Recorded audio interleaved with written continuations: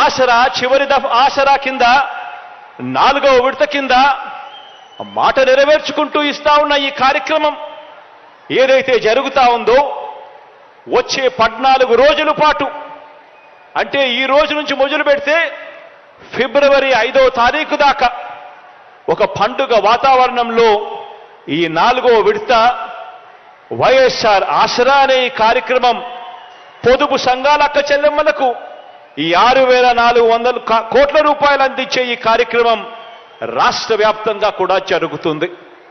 ఈ కార్యక్రమంలో ఎమ్మెల్యేలు పాలుపంచుకుంటారు, ప్రజాప్రతినిధులు పాలుపంచుకుంటారు. అందరూ కూడా అక్క చెల్లెమ్మలతో పాటు వారి సంతోషాలలో వీళ్ళు కూడా ఏకమవుతారు.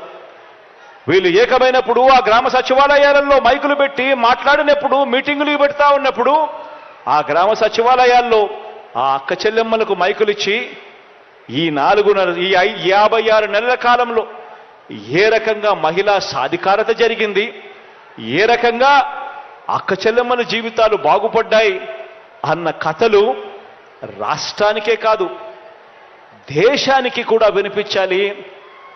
మన రాష్ట్రంలో అక్క చెల్లెమ్మలు ఎంతగా బాగుపడ్డారు అని చెప్పి